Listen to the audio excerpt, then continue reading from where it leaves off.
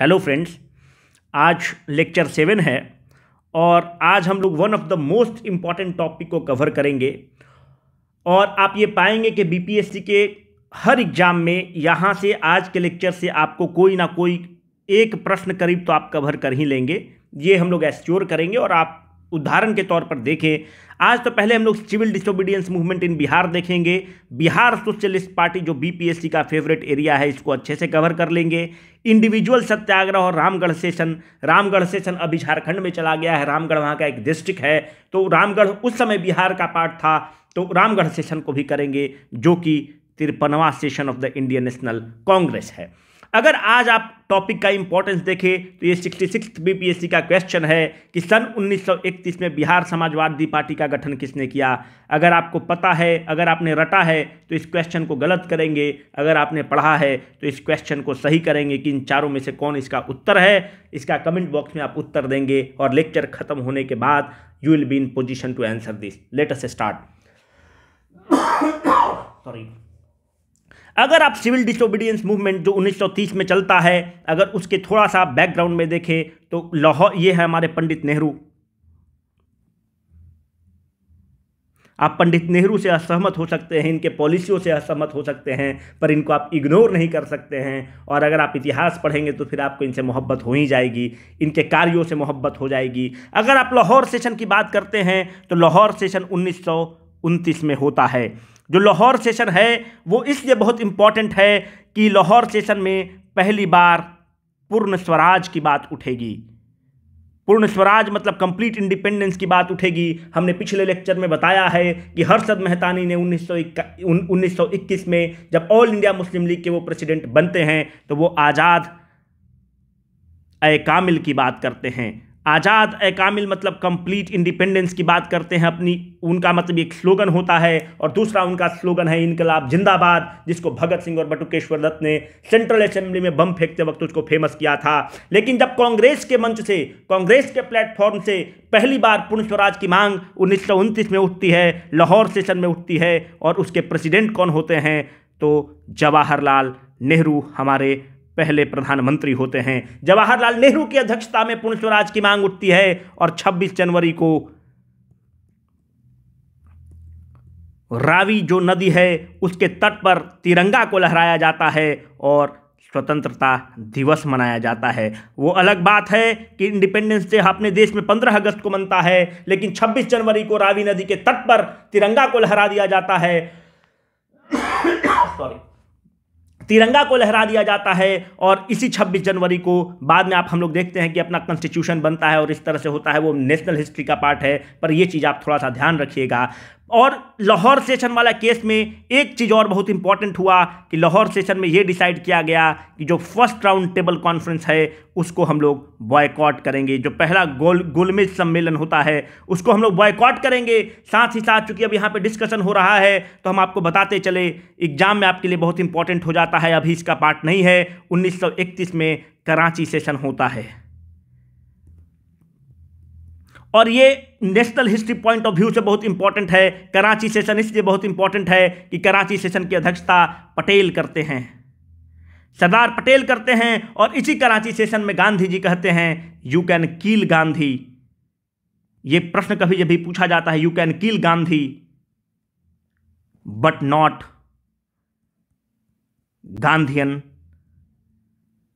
Ideology. आप गांधी को किल कर सकते हैं पर गांधीयन आइडियोलॉजी को नहीं किल कर सकते। What is the Gandhian ideology? Gandhian ideology is all about ahimsa, all about the non violence, all about the civil disobedience, all about the non cooperation movement. और इसीलिए कहा गया है कि Gandhi ji forced Britishers to flee India by sipping water. पानी पी पी कर गांधी जी ने अंग्रेजों को इस देश से, अपने भारत से खदेड़ दिया था। तो ये स्टेटमेंट बहुत एग्जाम के लिए इंपॉर्टेंट है और बहुत बार पूछा जाता है कि किस सेशन में गांधी जी ने कहा कि you can kill Gandhi but not the Gandhian ideology. 1931 के कराची सेशन में गांधी जी कहते हैं। Now let us come back. तो 26 जनवरी जो पूर्ण स्वराज होता है, इसी में लाहौर सेशन में ये डिसाइड किया जाता है कि हम लोग सीडीएम को लॉन्च करेंगे, सिविल डिसोबीडियंस मूवमेंट को लॉन्च करेंगे, नागरिक अवज्ञा लॉन्च करेंगे। नागरिक अवज्ञा क्या है? आप जो कानून बनाएंगे वो कानून जो टच स्टोन ऑफ ह्यूमैनिटी है, बहुत चीज जो पैरामीटर्स हैं उन पर खरा नहीं उतरता है, और जब खरा नहीं उतरेगा तो हम उस कानून को तोड़ेंगे। और यही डिसाइड होता है लाहौर सेशन में कि हम लोग सिविल डिसोबीडियंस करेंगे, नागरिक अवज्ञा लॉन्च करेंगे। तो नागरिक अवज्ञा लॉन्च करने के लिए क्या होता है कि उस समय सॉल्ट पर जो बेसिक चीजें हैं, नमक, उस पर टैक्स अंग्रेजों द्वारा लगाया जाता है। और गांधी जी कहते हैं कि इस कानून जो है, यह कानून जो basic tenants of the humanity है, लाइफ है, उसके पैरेलल नहीं, उसके लिए उसके टच स्टोन पर स्टैंड नहीं करता है, और इस कानून को हम तोड़ेंगे। और सॉल्ट जो सॉल्ट टैक्स है उसको हम लोग तोड़ेंगे। उसके लिए गांधी जी अपने अनुयायियों के साथ डांडी मार्च करेंगे। डांडी मार्च करेंगे। डांडी मार्च कहां से कहां होगा? साबरमती से डांडी होगा। Sabarmati to Dandi. Dandi is a place in Surat. Surat के निकट एक प्लेस है। कितना डिस्टेंस गांधी जी ट्रेवल करेंगे? 385 किलोमीटर का डिस्टेंस ट्रेवल करेंगे। कितने लोगों के साथ स्टार्ट करेंगे? 78 लोगों के साथ स्टार्ट करेंगे। पर ध्यान रखिएगा, वो जनसैलाब बन जाएगा, पर गांधी जी स्टार्ट 78 लोगों के साथ करेंगे। कब से कब होगा? ये आपके बीपीएससी में पूछा हुआ क्वेश्चन है। गांधी जी इसको स्टार्ट करते हैं 12 मार्च 1930 से, और ये चलता है 6 अप्रैल 1930 तक। अगर आप पूरा दिन गिने तो 24 दिन तक डांडी मार्च चलता है, और आपके बीपीएससी में ये पूछा हुआ प्रश्न है, इसलिए थोड़ा सा हम ध्यान रखें तो अच्छा रहेगा। अभी हमने आपको कहा कि हम नागरिक अवज्ञा करेंगे, तो नागरिक अवज्ञा बेसिकली आप देखेंगे बिहार और पूरे देश में 2 चीज़ों की अवज्ञा होगी। पहली अवज्ञा होगी कि जो आपका सॉल्ट टैक्स है इसको हम पे नहीं करेंगे। दूसरा, जो चौकीदारी टैक्स है इसको भी हम पे नहीं करेंगे। तो आपने एक कानून बनाया, उस कानून को हम तोड़ेंगे, और यही है civil disobedience. It is more of a tokenistic in the nature.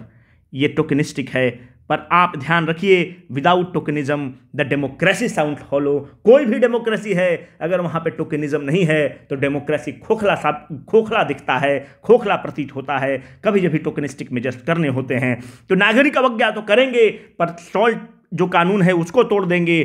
साथ में चौकीदारी टैक्स आपने जो लगाया है वह न्याय संगत नहीं है, उसे भी तोड़ा जाएगा।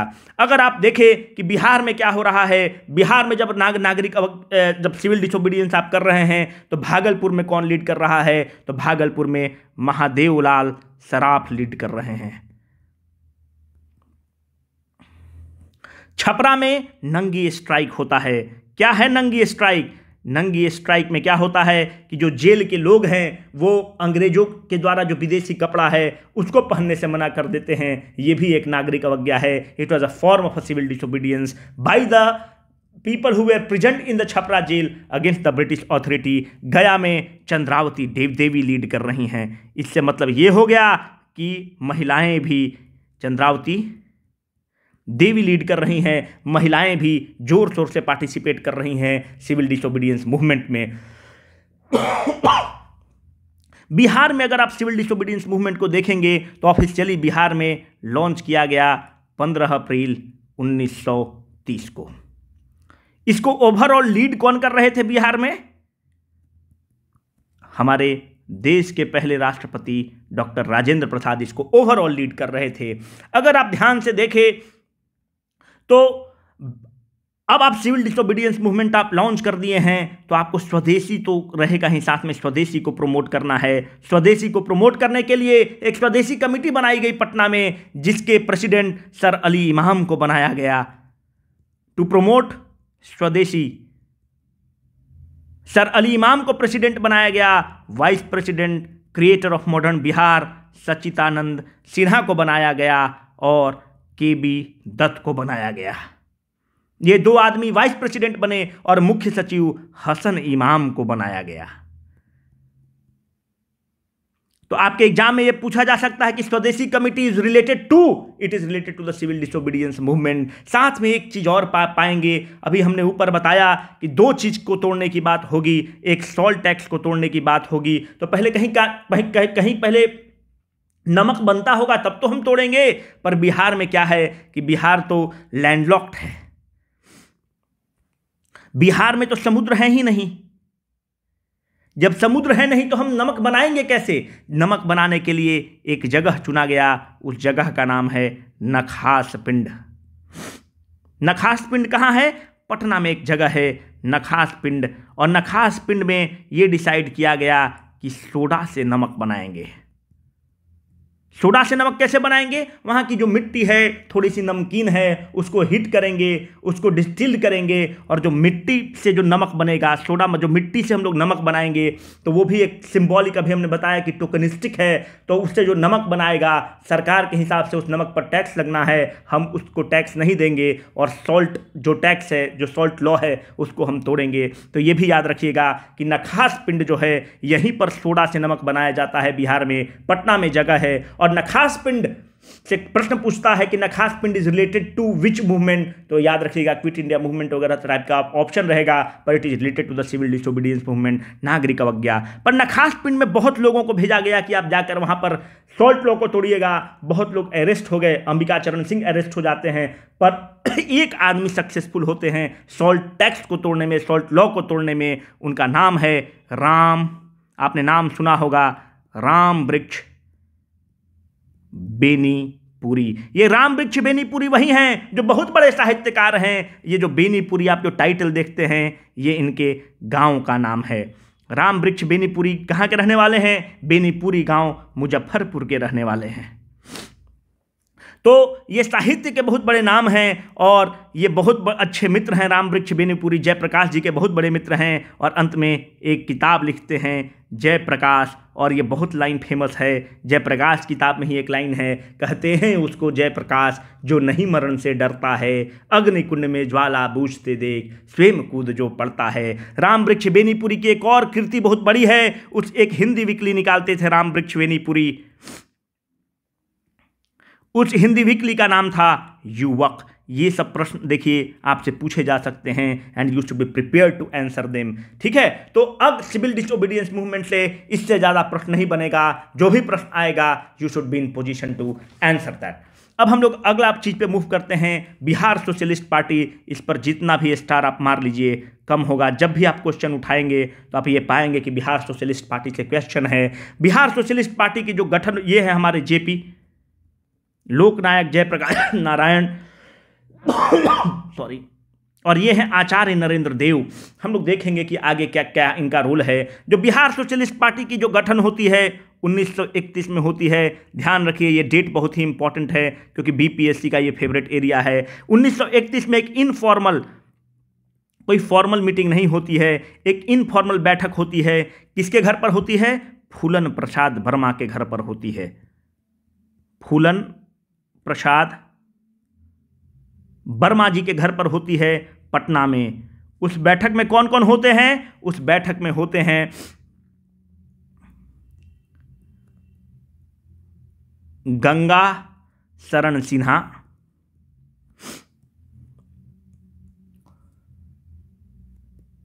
राम वृक्ष बेनीपुरी,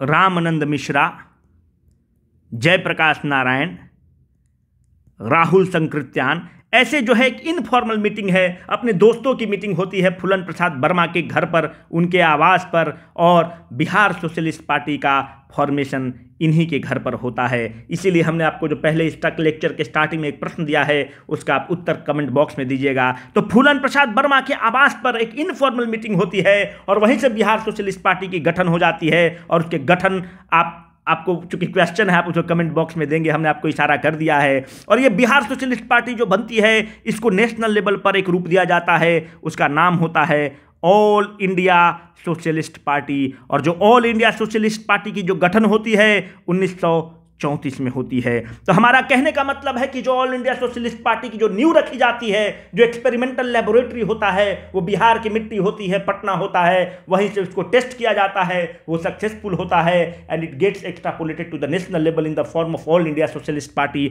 और जब ऑल इंडिया सोशलिस्ट पार्टी बनती है तो इसके जो प्रेसिडेंट बनाए जाते हैं वो हैं आचार्य नरेंद्र देव इसके प्रेसिडेंट के रूप में चुने जाएंगे, और इसके जनरल सेक्रेटरी हमारे प्रिय लोकनायक जयप्रकाश नारायण चुने जाएंगे, जिनके नाम पर पटना एयरपोर्ट है। लोकनायक जयप्रकाश नारायण पर बीपीएससी हमेशा प्रश्न पूछता है। आगे वाले लेक्चर्स में इनका हम लोग कंट्रीब्यूशन क्विट इंडिया मूवमेंट में देखेंगे और आप पाएंगे कि वाकई में ये नेशनल हीरो रहे हैं। बाद में इमरजेंसी के खिलाफ इनका जो योगदान है उसकी जितनी तारीफ की जाए कम रहेगी। तो बिहार सोशलिस्ट पार्टी पर इससे ज़्यादा हमें पढ़ने की जरूरत नहीं है, बस ये नाम आपको ध्यान रखना होगा किसके साथ मिलकर बनाते हैं, और जब ऑल इंडिया सोशलिस्ट पार्टी बनती है तो इसके अध्यक्ष कौन होते हैं और जनरल सेक्रेटरी कब कौन होते हैं। अब हम लोग आगे वाला पार्ट देखें तो इंडिविजुअल सत्याग्रह, ये भी हमारे बीपीएससी के लिए इंपॉर्टेंट हो जाता है, क्योंकि इंडिविजुअल सत्याग्रह आपको पता है जब सेकेंड वर्ल्ड वार चल रहा होता है, जब द्वितीय विश्व युद्ध चल रहा होता है, तो अंग्रेज और एविल फोर्सेज में लड़ाई हो रही है। भारत के जो नेता हैं, गांधी हैं, नेहरू हैं, पटेल हैं, चाहते हैं कि अंग्रेज तो यहां से भागे, पर सेकेंड वर्ल्ड वार में वो ये भी चाहते हैं कि अंग्रेज जो इंग्लिश हुकूमत है, जो ब्रिटानिया हुकूमत है, वो जीत जाए। इसलिए वो कहते हैं कि हम अंग्रेजों का विरोध प्रत्यक्ष रूप से नहीं करेंगे, ओपनली नहीं करेंगे, क्योंकि अंग्रेजों की जो ताकत होगी हमारे मूवमेंट को सप्रेस करने में लग जाएगी, और हो सकता है वो द्वितीय वर्ल्ड वार हार जाए, जो सेकेंड वर्ल्ड वार है हार जाए, और उनका सेकेंड वर्ल्ड वार हारना पूरे विश्व के लिए घातक होगा। इसके लिए ये डिसाइड किया जाता है कि हम लोग टोकेनिस्टिक मेजर के रूप में विरोध करेंगे।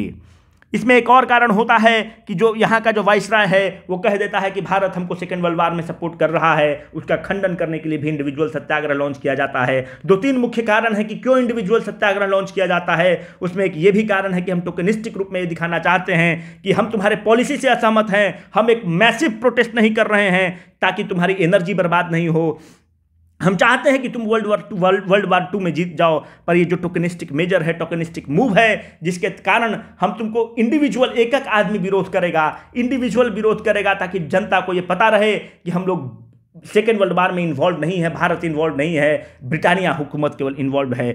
जो तय किया गया कि हम इंडिविजुअल सत्याग्रह करेंगे वो 1940 के कांग्रेस अधिवेशन में तय किया गया। 1940 का जो कांग्रेस अधिवेशन है वो 53rd कांग्रेस अधिवेशन है, और कहाँ पर होता है? रामगढ़ में होता है। उस समय रामगढ़ बिहार का पार्ट था, इसलिए थोड़ा सा एग्जाम पॉइंट ऑफ व्यू के लिए आप इसको भी ध्यान रखिएगा। अगर अनडिवाइडेड बिहार को देखें जिसमें झारखंड पार्ट है, तो कांग्रेस के 3 सेशन होते हैं, 1912 में होगा, 1922 में होगा, 1940 में होगा। पर अभी प्रेजेंट बिहार देखें तो मात्र 2 ही सेशन हुए। एक 1912 में पटना में होता है 27वां अधिवेशन, और फिर 37वां अधिवेशन 1922 में होता है गया में। पर अनडिवाइडेड बिहार में टोटल 3 कांग्रेस के सेशन होते हैं। और इसी सेशन जो रामगढ़ वाला सेशन है, इसमें यह डिसाइड किया जाता है कि हम लोग इंडिविजुअल सत्याग्रह लॉन्च करेंगे, और गांधी जी डिसाइड करते हैं कि नेशनल लेवल पे जो पहले 2 सत्याग्रही होंगे, पहला जो सत्याग्रही होंगे वो होंगे विनोबा भावे। विनोबा भावे के नाम पर ही हजारीबाग में यूनिवर्सिटी है, विनोबा भावे यूनिवर्सिटी। और जो दूसरे सत्याग्रही होंगे वो होंगे जवाहरलाल नेहरू। इसी तर्ज पर बिहार में तय किया गया कि जो पहले सत्याग्रही होंगे वो बिहार के प्रथम मुख्यमंत्री श्री कृष्ण सिंह होंगे, और जो सेकंड सत्याग्रही होंगे वो बिहार के पहले deputy chief minister and finance minister of the Bihar जो समय रहते हैं डॉक्टर अनुग्रह नारायण सिंह, जो औरंगाबाद के रहने वाले हैं। Doctor Anugrah Narayan Singh second individual सत्याग्रही रहेंगे। अगर चूंकि यहाँ पर रामगढ़ सेशन का बात हुआ तो रामगढ़ सेशन की अध्यक्षता कौन करेंगे? मौलाना अबुल कलाम आज़ाद करेंगे। यहाँ पर मैं बताते चलूँ कि he has been the youngest, 35 साल के उम्र में आईएनसी के प्रेसिडेंट, इंडियन नेशनल कांग्रेस के प्रेसिडेंट बनते हैं। तो याद रखिएगा इसमें ऑप्शन जवाहरलाल नेहरू वगैरह रहता है, तो ये कंफ्यूज आप ना रहें। मौलाना अबुल कलाम आज़ाद सबसे यंगेस्ट प्रेसिडेंट, इनको क्रेडिट दिया जाता है कि youngest president of the Indian National Congress अगर कोई हुआ तो मौलाना अबुल कलाम आज़ाद हुए, जो देश के पहले शिक्षा मंत्री भी हुए। थोड़ा सा यहाँ पे और ध्यान रखिए कि ये जो मौलाना अबुल कलाम आज़ाद हैं ये 1940 से लेके 46 तक प्रेसिडेंट रहेंगे लगातार, 40 से 46। और ये भी एक एरिया बहुत इंपॉर्टेंट है, हमेशा आपसे पूछ लिया जाता है कि जब भारत आज़ाद हुआ तो उस समय इंडियन नेशनल कांग्रेस के प्रेसिडेंट कौन थे? तो उस समय इंडियन नेशनल कांग्रेस के प्रेसिडेंट थे जेबी कृपलानी। लेकिन 1947 के लेटर हाफ में जेबी कृपलानी रिजाइन कर देते हैं और डॉक्टर राजेंद्र प्रसाद फिर से कांग्रेस के अध्यक्ष बनते हैं। डॉक्टर राजेंद्र प्रसाद के बारे में हम लोग एक जगह इकट्ठा करेंगे अगले वाले लेक्चर्स में कि कब प्रेसिडेंट बनते हैं, कब पटना म्यूनिसिपैलिटी के चेयरमैन बनते हैं, कब फूड एंड एग्रीकल्चर मिनिस्टर बनते हैं, वो सब कवर करेंगे। पर याद रखिएगा कि जब भारत जिस वक्त आज़ाद होता है अगस्त में, तो उस समय प्रेसिडेंट इंडियन नेशनल कांग्रेस के JB कृपलानी रहते हैं। पर कुछ दिन बाद अगस्त के बाद सितंबर अक्टूबर के समय JB कृपलानी रिजाइन करते हैं और डॉक्टर राजेंद्र प्रसाद फिर से इंडियन नेशनल कांग्रेस के प्रेसिडेंट बनते हैं। तो ये थोड़ा सा और ध्यान रखिए। अगर यहाँ पे और चीज़ अगर रामगढ़ सेशन के बारे में थोड़ा बता दूं क्योंकि इंपॉर्टेंट है, तो रामगढ़ सेशन में ताना भगत पार्टिसिपेट करते हैं। ये जो ताना भगत है ना, ये ट्रू गांधीयन है। ये भयंकर रूप से गांधीयन लोग हैं। और जो ताना भगत हैं ये एक सेक्ट है। ताना भगत किसी का नाम नहीं है, ये एक सेक्ट हैं। और ये जो एक ओरांव सेंट हैं उनके अनुयायी हैं। और वो कौन? ओरांव सेंट, ओरांव एक ट्राइब है, ओरांव ट्राइब। तो जो ओरांव सेंट जो इसको स्टार्ट करते हैं उनका नाम है जतरा भगत एंड तुरिया भगत। ये इनके द्वारा स्टार्ट किया गया है। जतरा भगत और तुरिया भगत के जो फॉलोअर्स हैं वो हैं ताना भगत कहलाते हैं। और ताना भगत जो हैं वो ट्रू गांधीयन हैं। नॉन वायलेंट मेथड में वो अंग्रेजों से विरोध करते हैं, क्योंकि अंग्रेज और जमींदारों के बीच में एक भाई भतीजावाद चलता है। जमींदार को अंग्रेज सपोर्ट करते हैं, जमींदार अंग्रेज को सपोर्ट करते हैं। और ये जो ताना भगत हैं ये जमींदारों के खिलाफ लड़ाई कर लड़ते हैं। क्योंकि जमींदार को अंग्रेज सपोर्ट करते हैं तो ये अंग्रेजी हुकूमत से भी लड़ाई करते हैं। याद रखिएगा रामगढ़ झारखंड का पार्ट है, उस समय ताना भगत पार्टिसिपेट करते हैं रामगढ़ वाले सेशन में। इससे ज़्यादा हम लोग के लिए बहुत इंपॉर्टेंट नहीं है। बाकी जो भी प्रश्न आएगा उसको हम लोग अगले लेक्चर में देख लेंगे और आगे कवर करेंगे। Thank you very much.